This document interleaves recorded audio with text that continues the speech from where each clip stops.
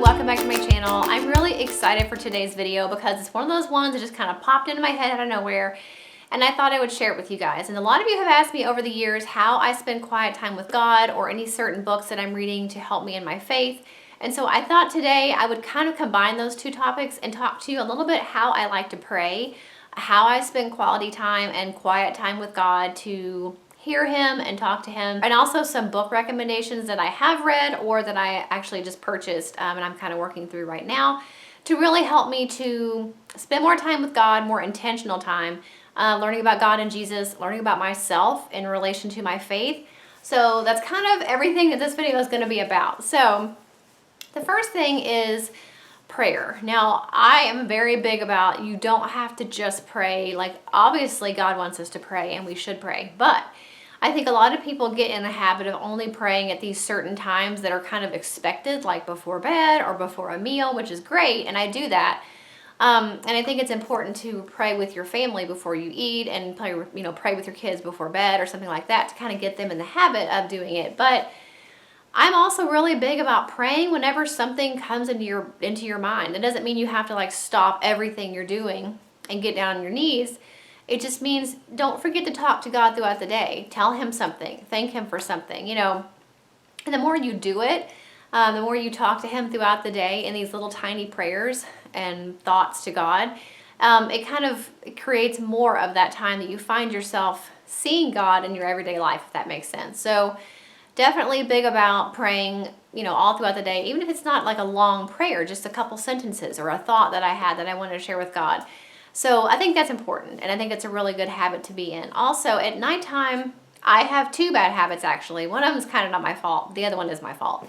I tend to fall asleep every night as I'm saying my prayers, which I never finish. I get to the same point, and then I don't know where I left off. So that's kind of a bad habit that I have. But that's why it's really important for me to try to get up early in the morning, which I do usually during the week. I get up before the girls and I'll have my quiet time with God and I'll say my prayers. That way, at least I'm making it through the entire thing once a day. But sometimes with my anxiety, which as I said, I can't really help that. I do have anxiety from time to time and it tends to pop up a lot at nighttime. And so if I'm praying, even though I know praying is supposed to make you feel better and you're supposed to turn your worries over to God and not worry about it, that is a very hard thing for me to do. And I know it's a very hard thing for most people to do. So if I'm praying about something that is bothering me or troublesome to me or worrisome to me, I find that it makes my anxiety worse and it makes it harder for me to go to sleep on those nights when I'm already kind of feeling kind of anxious. So when I'm having one of those nights when I feel like praying about something really important or serious to me is going to make me more nervous, what I like to do is, kind of save that prayer for the morning, or I'll say like, God, you know my needs, you know what I'm going through, can you please help me through this? But other than that, one thing I like to do and one really neat way I like to pray is I like to go through my blessings as kind of a prayer. And if I have a prayer about that certain blessing, then I will, if I feel like it's not going to make me nervous, I will go ahead and say, pray about it then. So coming at my prayers from blessings first, in my brain tends to make me not anxious about things that maybe I would ordinarily be anxious about if I didn't think of it as a blessing first and then praying for the need. Does that make any sense? I'm trying really hard to explain this and I feel like it doesn't make sense, but I just really like to pray in my brain going through blessings, because it's kind of like counting sheep. It kind of will help you fall asleep, I think. It helps me fall asleep on those nights when I'm kind of a little nervous. And it really is a positive way to end your day. You're still saying your prayers, you're still talking and communicating to God, and you're thinking of all your blessings. So I really like to pray that way. So I thought that would just throw that out there for you guys. If you tend to get anxious, especially at night, or if maybe you just want to find another way to pray other than the way you've been praying, I think it's a really good way to pray. It's a really positive way to pray, and it makes me feel a lot better when I do that. So that's the first thing. Also, try not to be listening to music or watching a video on your phone or going through Instagram like every minute of the day, because that is really a lot of missed opportunity that you could spend talking to God or thinking about something like that. You can't really talk to God if your brain is always being entertained with something else. So like I usually take my phone with me when I go to get ready at night. And sometimes I'll put on Instagram stories and kind of let those go through while I'm taking my makeup off or something. But I try to be pretty intentional about that, not to do that every single time that I have that kind of downtime, or if I'm getting ready in the morning or something, because I want to make sure that I'm not just constantly filling my brain and my mind and my thoughts with something else, because then I can't really have any extra time to focus on just talking to God or hearing him talk to me or saying a little prayer or something. So just make sure you're not on your phone or you're not doing something all the time or listening to something all the time, because that takes up any of your time that you could be talking to God or praying or anything like that. Not to say you can't watch videos and Instagram and all that stuff. Just try not to do it all the time at every free moment that you have. And then, like I said, as far as spending more quality time and more alone time with God, I do try to get up pretty much every single day of the week before the girls.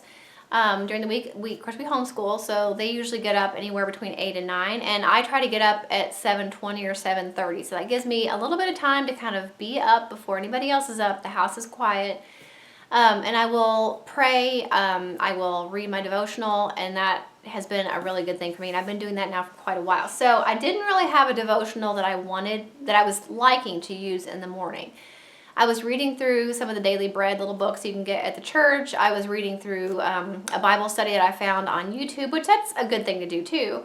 But I really wanted a book that not only had Bible verses, but also had ways to relate them to my life. So one thing I picked up, and I have not started this yet because it's been in my room waiting for me to film it for you guys, but I got this from Amazon. It's called Pressing Pause, 100 Quiet Moments for Moms to Meet with Jesus. So basically, it is a hardback devotional specifically for mothers, and the reason I'm going to use this one in the morning instead of my nighttime devotional is because it's got questions that you answer. So you read the devotional, you read the Bible verse, and then it'll ask you, like this one says, how would you describe God's love for you? Do you struggle to show that kind of love to your children? If so, why? And in what ways do you most need to express love to your children and right now? So of course, every devotional is about a different topic. But I saved this one for the morning because I have a little bit more time to write in the morning. So I'm excited to start using this in the morning. Now that I filmed this video, I can take this downstairs in my office where I do my morning prayer and kind of devotion time. So I'm going to take that down there and do that. One book that I have already read and finished, it wasn't my favorite. I liked it, but now that I've been reading this new one that I got, I realize how much better my new one is than this one. Not to say this one's not a good book. It's a Devo for women on the go, and it's called Be Still and Let Your Nail Polish Dry. So they're very quick little devotions. I liked it okay, and this one's definitely not just for mothers.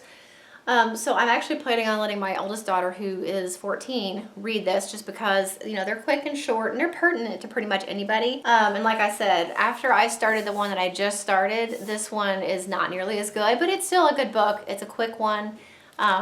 They're really quick little devotions if you don't have much time. So I do like that one. I'm going to link all these below for you guys. But this one is, so far, it's awesome. This is A Little God Time for Mothers. It is a hardback book. I think they're coming out with a paperback in the summer, which is going to be a little bit cheaper. This was like around $12, so it's not much. But still, if you want to save, I think it was $6 for the paperback on Amazon, or it's going to be $6. This one is specifically for mothers. Every single one so far that I've read is exactly something I needed to hear. And it is a yearly devotional, 365. Let me see if I can find one to read. Well, this one's perfect for me because I hate winter, and you guys know that. It says, those who live in a cold climate understand that winters can get long. As the amount of daylight decreases, it's easy to find discouragement or depression creeping in. That is so true. Sometimes that is a direct result of needing more vitamin D to compensate for the lack of sunlight. But sometimes the Lord allows this to drive you to a place of finding a deeper degree of contentment in Him. God created the seasons. They are His making. Winter treasures are like manna. The same manna would be rotten in the summer. Manna that is provided on a daily basis refreshes us and provides the kind of nourishment we need. Are you making the most out of this season or living in complaint? Don't wish away winter. There are treasures there for the taking. If you seek them, they will be found. And there's a Bible verse. So I really love this because I hate winter, and so it is so true that I find myself wishing time away when it's winter. But I think that also this verse is saying even more than just winter. It's kind of an analogy for life. Winter being maybe a time of trouble.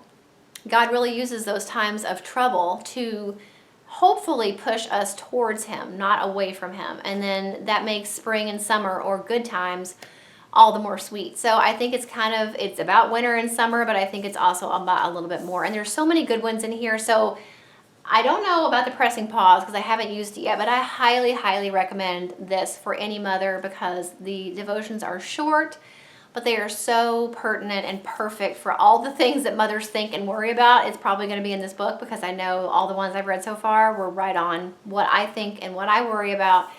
And it was great to hear it and read about it in this book. So I read this one every night before I go to bed. They're really short. It takes me less than 5 minutes to read through it and kind of think about it and let it soak in. So I highly recommend that one. So like I said, praying throughout the day, not just when you think you're supposed to pray or when most people pray, pray throughout the day, talk to God. He wants to hear from you all the time.